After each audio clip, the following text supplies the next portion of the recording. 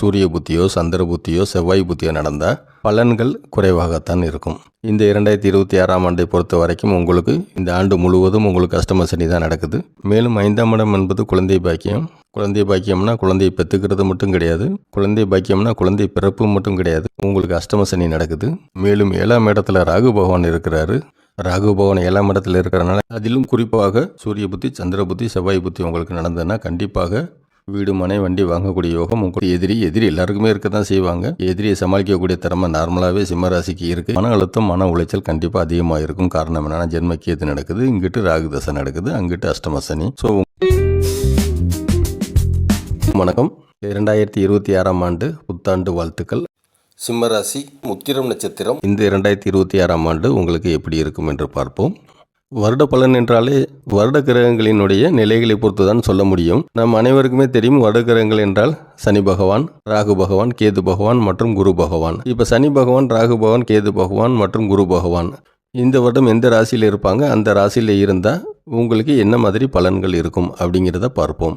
முதலில் சனி பகவான். சனி பகவான் 2026ஆம் ஆண்டு முழுவதுமே மீன ராசியில் தான் இருப்பார். அதில் வந்த மாற்றமும் கிடையாது. அடுத்து ராகு பகவான் கும்ப ராசியில் இருக்கிறாரு. கேது பகவான் சிம்ம ராசியில் இருக்கிறாரு.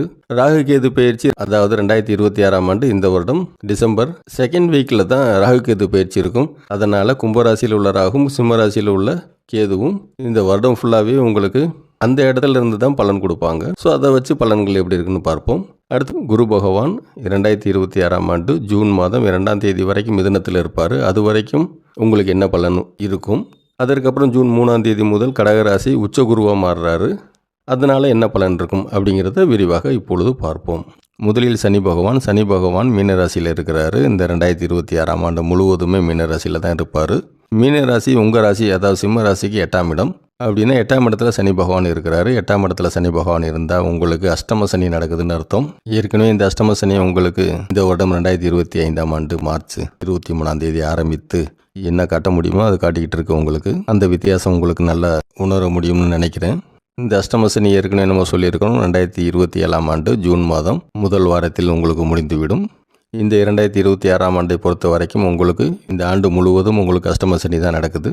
எந்த புத்திகள் நடக்கும்போது அஷ்டம சனி தாக்கம் குறைவாக இருக்கும்னா ராகு புத்தி, குரு புத்தி, சனி புத்தி, புதன் புத்தி, கேது புத்தி மற்றும் சுக்கிர புத்தி. உங்களுக்கு இதில் ஏதாவது ஒரு புத்தி நடந்தால் இந்த 2026ஆம் ஆண்டு அஷ்டம சனி தாக்கம் குறைவாக இருக்கும். மேலும் சூரிய புத்தி சந்திர புத்தி செவ்வாய் புத்தி நடந்ததுன்னா அஷ்டம சனி தாக்கம் அதிகமாக இருக்கும். பயப்படாதீங்க, அடுத்து வர்றேன். அடுத்து குரு பகவான் மிதுன ராசியில் இருக்கிறாரு. சிம்ம ராசிக்கு 11ஆம் இடம் தான் மிதுன ராசி. மிதுன ராசியில் குரு பகவான் இருக்கிறாரு. இந்த வருடம், அதாவது 2026ஆம் ஆண்டு ஜூன் மாதம் 2ஆம் தேதி வரைக்கும் மிதுன ராசியில் இருப்பார். மிதுன ராசி சிம்ம ராசிக்கு 11ஆம் இடம். 11ஆம் இடம்ங்கிறது லாபஸ்தானம். அப்படின்னா ஜூன் 2ஆம் தேதி வரைக்கும் குரு பகவான் சிம்ம ராசிக்கு லாபஸ்தானத்தில் தான் இருப்பார். அடுத்து குரு பகவான் ஜூன் 3ஆம் தேதி மிதுன ராசியில் இருந்து கடக ராசிக்கு, அதாவது சிம்ம ராசியினுடைய 12ஆம் இடம் கடகராசிக்கு பயிற்சி ஆகிறார். குரு பகவான் உச்சமடையும் ராசி கடகராசி. கடகராசிக்கு குரு பகவான் வந்துட்டா குரு உச்சத்தில் இருக்கிறாருன்னு அர்த்தம், உச்ச குருன்னு அர்த்தம். அதனால் ஜூன் 3ஆம் தேதி கடகராசிக்கு குரு பகவான் பயிற்சி ஆகிட்டா எல்லா ராசிக்குமே அனுகூலம் தான். ஏன்னா உச்ச குரு இல்லையா. பொதுவாக சொல்லுவாங்க 12ஆம் இடம் மறைவு ஸ்தானம், 12ஆம் இடம் விரயஸ்தானம்னு.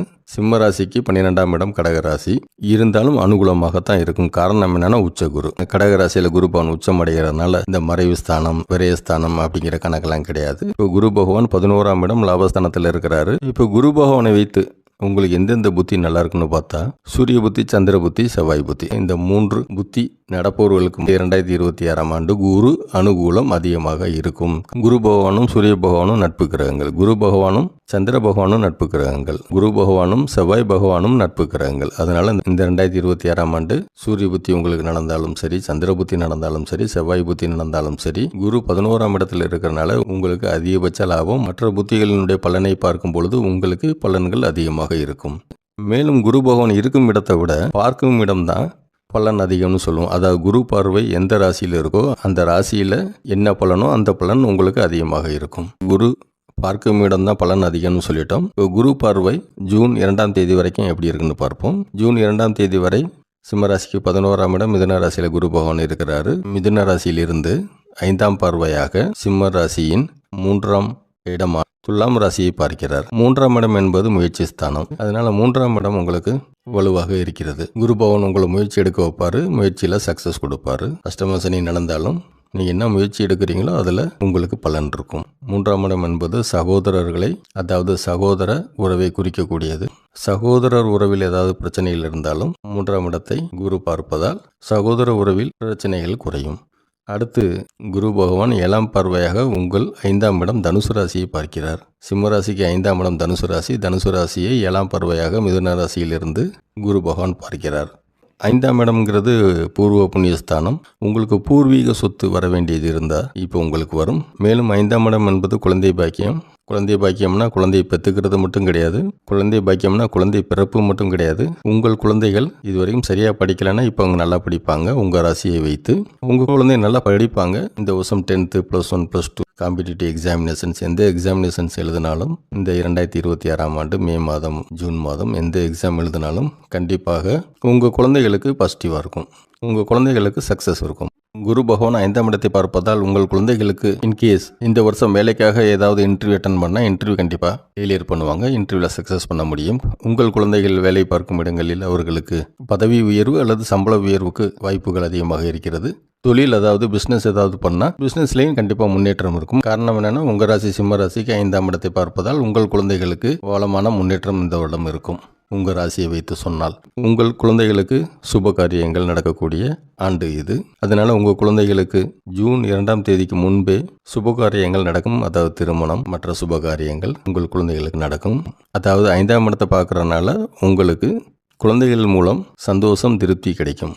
அடுத்து மிதுன ராசியிலிருந்து 9ஆம் பார்வையாக சிம்ம ராசியின் 7ஆம் இடம் கும்பராசியை பார்க்கிறார் குரு பகவான். 7ஆம் இடம் என்பது கணவன் மனைவி ஸ்தானம். 7ஆம் இடம் என்பது வாழ்க்கை துணை ஸ்தானம்.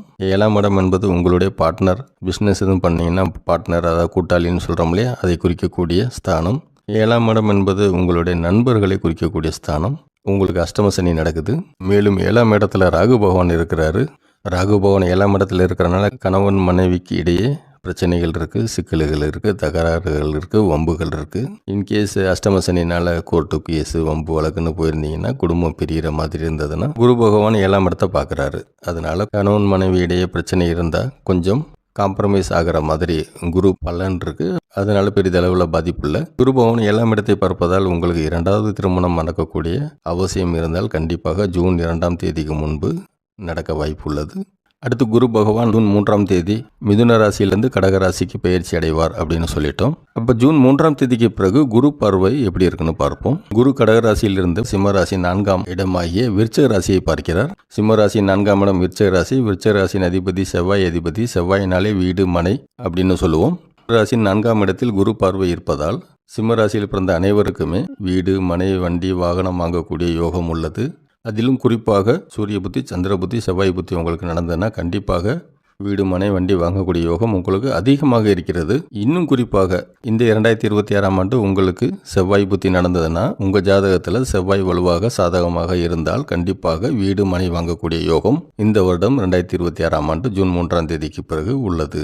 சிம்ம ராசியில் பிறந்தவர்களுடைய தாயார் உடல்நிலை பாதிப்பு ஏதாவது இருந்தால் 4ஆம் இடத்தை குரு பார்ப்பதால் கண்டிப்பாக உங்கள் தாயாரினுடைய உடல்நிலையில் முன்னேற்றம் இருக்கும். அடுத்து குரு பகவானின் 7ஆம் பார்வை சிம்ம ராசியின், அதாவது உங்கள் ராசியின் 6ஆம் இடம் மகர ராசியை பார்க்கிறார். 6ஆம் இடம் என்பது நோய், கடன், எதிரி.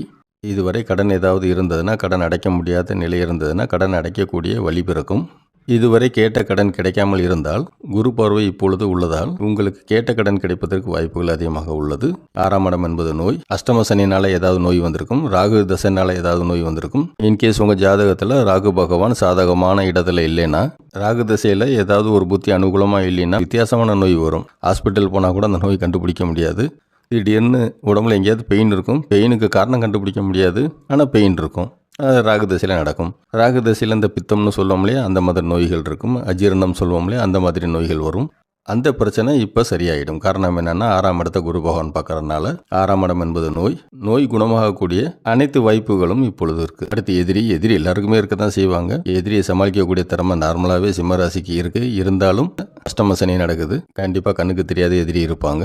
7ஆம் இடத்துல ராகு பகவான் இருக்கிறாரு. பிஸ்னஸில் எதிரி இருப்பாங்க. இந்த எதிரி தொல்லை எல்லாம், இந்த எதிரினுடைய பலமெல்லாம் இப்போ குறைஞ்சிரும். காரணம் என்னென்னா, குரு பார்வை உங்கள் 6ஆம் இடம் மகர ராசியில் இருப்பதால் எதிரி தொல்லை குறைந்து விடும் அல்லது இருக்காது. அடுத்து குரு பகவான் 9வது பார்வையாக ஜூன் 3ஆம் தேதிக்கு பிறகு குரு பகவான் கடகராசிக்கு வந்தவுடனே மீன ராசியை பார்க்கிறார். அஷ்டம சனி தாக்கம் உங்களுக்கு அப்படியே குறைஞ்சிடும். முக்கியமாக ராகு புத்தி, கேது புத்தி, குரு புத்தி, சுக்கிர புத்தி, புதன் புத்தி மற்றும் சனி புத்தி யார் யாருக்கு நடக்குதோ உங்களுக்கெல்லாம் அஷ்டம சனி தாக்கம் மோர் தென் 50% குறைஞ்சிரும். அடுத்து சூரிய புத்தி, சந்திர புத்தி, செவ்வாய் புத்தி உங்களுக்கு அரௌண்ட் 50% அஷ்டம சனி தாக்கம் குறைந்துவிடும். ராசியிலே சனி பகவான் இருக்கிறாரு. அஷ்டம சனினால ஏதாவது நோய் வந்திருக்கும், ராகு தசைனால ஏதாவது நோய் வந்திருக்கும். அதனால ஜூன் 3ஆம் தேதிக்கு பிறகு குரு பகவான் மீன ராசியையும் பார்க்கிறாரு, 6ஆம் இடம் மகர ராசியையும் பார்க்கிறாரு.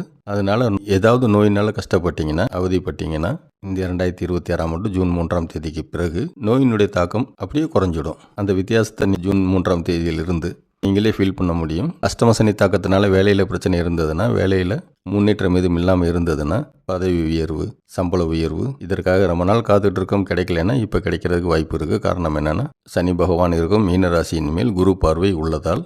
அடுத்து கேது பகவான். கேது பகவான் உங்கள் சிம்மராசியில் இருக்கிறாரு. சிம்மராசியில் கேது பகவான் இருந்தால் ஜென்ம கேதுன்னு சொல்லுவோம். ஜென்ம கேது இருந்தால் மன உளைச்சல், மன அழுத்தம் இருக்கும். உங்கள் ஜாதகத்தில் கேது பகவான் சாதகமாக இருந்தால் மன அழுத்தம், மன உளைச்சல் குறைவாக இருக்கும். ஆன்மீக தேடல் அதிகமாக இருக்கும். கொஞ்சம் நிம்மதியாக இருப்பீங்க. அப்படி உள்டா கேது பகவான் சாதகமாக இல்லைன்னா மன உளைச்சல், மன அழுத்தம் அதிகமாக இருக்கும். சூரிய புத்தி, சந்திர புத்தி, செவ்வாய் புத்தி இந்த 3 புத்தி யாருக்கு நடக்குதோ அவங்களுக்கு ஜென்ம கேதுனுடைய தாக்கம் கொஞ்சம் கூட இருக்கும். இன்னும் குறிப்பாக இதில் யாருக்கு இந்த வருஷம் கேது புத்தி நடக்குதோ அவர்களுக்கு மன அழுத்தம், மன உளைச்சல் கண்டிப்பாக அதிகமாக இருக்கும். காரணம் என்னன்னா, ஜென்ம கேது நடக்குது. கேது புத்தி இந்த வருஷம் யாருக்கு நடக்குதோ உங்களுக்கு ஒரே தீர்வு கடவுள் வழிபாடு தான். இப்போ இதுவரை அஷ்டம சனி பலன்கள், ஜென்ம கேதுவின் பலன்கள், ராகுவின் பலன்கள், குரு பகவான் பலன்கள் பார்த்தோம். பலன்கள் ஒரு சில புத்திக்கு அதிகமாக இருக்கும், ஒரு சில புத்திகளுக்கு குறைவாக இருக்கும். என்ன புத்தி நடந்தாலும் நமக்கு அனுகூலம் அதிகமாக இருக்க வேண்டும். அதற்கு ஒரே வழி கடவுள் வழிபாடு தான். கடவுள் வழிபாடு என்ன செய்யணும்? உங்கள் ராசியின் அதிபதி சூரிய பகவான். மேலும் இந்த வருடம் உங்களுக்கு சூரிய புத்தி நடந்தால் கண்டிப்பாக நீங்கள் சிவன் வழிபாடு செஞ்சீங்கன்னா இந்த 2026ஆம் ஆண்டு அனுகூலமாக இருக்கும். சிவன் வழிபாடுனா ஒவ்வொரு திங்கட்கிழமையும் நீங்கள் சிவன் கோயிலுக்கு போய் சிவன் வழிபாடு செய்யணும். மேலும் பிரதோஷ வழிபாடு செய்ய வேண்டும். முக்கியமாக திங்கட்கிழமை பிரதோஷம் வரும்லே, சோம பிரதோஷம் அன்றும் உங்களுக்கு அஷ்டம சனி நடக்குது. அதனால சனிக்கிழமை பிரதோஷம் வரும்லே, சனி பிரதோஷம் அன்றும் சிவன் வழிபாடு செஞ்சீங்கன்னா அஷ்டம சனி தாக்கத்திலிருந்து முழுவதுமாக மீண்டு வெளியே வர முடியும். முடிந்தால் ஒரு தடவை சூரிய நாராயணர் கோயிலுக்கு சென்று வழிபாடு செஞ்சீங்கன்னா இந்த 2026ஆம் ஆண்டு உங்களுக்கு மிக மிக அனுகூலமாக இருக்கும். உங்களுக்கு இந்த 2026ஆம் ஆண்டு கேது புத்தி நடந்ததுன்னா விநாயகர் வழிபாடு உங்களுக்கு மிக மிக அவசியம். குறிப்பா மக நட்சத்திரம், அஸ்வினி நட்சத்திரம், மூல நட்சத்திரம் வரும் நாட்களில் விநாயகர் கோயில் சென்று விநாயகர் வழிபட்டீங்கன்னா உங்களுக்கு இந்த 2026ஆம் ஆண்டு மிகவும் அனுகூலமாக இருக்கும். ட்ரை பண்ணி பாருங்க. உங்களுக்கு ராகு தசை நடக்குது. துர்க்கை அம்மன் வழிபாடு மிக மிக அவசியம். முடிந்தால் ஒவ்வொரு வெள்ளிக்கிழமை அல்லது ஞாயிற்றுக்கிழமை ராகு கால நேரத்தில் உங்கள் வீட்டு பக்கத்தில் சிவன் கோயிலுக்கு போங்க. சிவனுக்கு வடக்கு பக்கம் துர்க்கை அம்மன் இருப்பாங்க. துர்க்கை அம்மன் வழிபாடு செய்யுங்க. 2026ஆம் ஆண்டு ஒரு தடவை திருநாகேஸ்வரம் போயிட்டு வாங்க. அல்லது வனதுர்க்கை, மடப்புற காளி, மாசாணி அம்மன் இந்த மாதிரி உக்கிர தெய்வங்களை ஒரு தடவை வழிபட்டீங்கன்னா இந்த 2026ஆம் ஆண்டு உங்களுக்கு அனுகூலமாக இருக்கும். பொதுவாக இந்த பில்லி சூனியம்லாம் சொல்லுவாங்க, அதெல்லாம் உண்மையானு தெரியல. இருந்தாலும் உங்களுக்கு அதன் மேல் நம்பிக்கை இருந்து உங்களுக்கு தொடர் இழப்பு, தொடர் பிரச்சனைகள் இருந்ததுன்னா இந்த கோயிலுக்கெல்லாம் சென்று வந்தீங்கன்னா அந்த மாதிரி பிரச்சனை உண்மையிலே இருந்தால் அது நிவர்த்தி ஆகிடும். இதை கொஞ்சம் ட்ரை பண்ணி பாருங்கள். உங்களுக்கு அஷ்டம சனி நடக்குது. கண்டிப்பாக சனி பகவான் வழிபாடு மிக மிக அவசியம். ஆனால் சனி பகவான் வழிபாடு யாருக்கு அவசியம்னா, யாருக்கு குரு புத்தி நடக்குதோ, யாருக்கு ராகு புத்தி நடக்குதோ, யாருக்கு கேது புத்தி நடக்குதோ, யாருக்கு புதன் புத்தி நடக்குதோ, யாருக்கு சனி புத்தி நடக்குதோ மற்றும் யாருக்கு சுக்கிர புத்தி நடக்குதோ ஒவ்வொரு சனிக்கிழமையும் சனி பகவான் கோவிலுக்கு சென்று எல்விளக்கு ஏற்றி வழிபட்டீங்கன்னா இந்த அஷ்டமி சனி தாக்கம் உங்களுக்கு குறையும். ஆனால் சூரிய புத்தி, சந்திர புத்தி, செவ்வாய் புத்தி நடப்பவர்கள் நீங்கள் சனி பகவான் கோவிலுக்கு செல்வதால் உங்களுக்கு பலன் இருக்குமான்னு சொல்ல முடியாது. காரணம் என்னன்னா, பொதுவாகவே சனி பகவானும் சூரிய பகவானும், சனி பகவானும் சந்திர பகவானும், சனி பகவானும் செவ்வாய் பகவானும் பகை கிரகங்கள். அதனால் நீங்கள் சிவன் வழிபாடு செய்யுங்க, விநாயகர் வழிபாடு செய்யுங்க. இது செய்தாலே உங்களுக்கு இந்த 2026ஆம் ஆண்டு மிகவும் அனுகூலமாக இருக்கும். 2026ஆம் ஆண்டு உங்கள் அனைவருக்கும் அனுகூலமான ஆண்டாக இருக்க இறைவனை வேண்டிக் கொள்கிறேன். இந்த பதிவு உங்களுக்கு பிடித்திருந்தால் முடிந்தால் உங்கள் உறவினர்களுக்கும் நண்பர்களுக்கும் இந்த பதிவை ஷேர் செய்யவும். இந்த பதிவை பொறுமையாக பார்த்தமைக்கு நன்றி. வணக்கம்.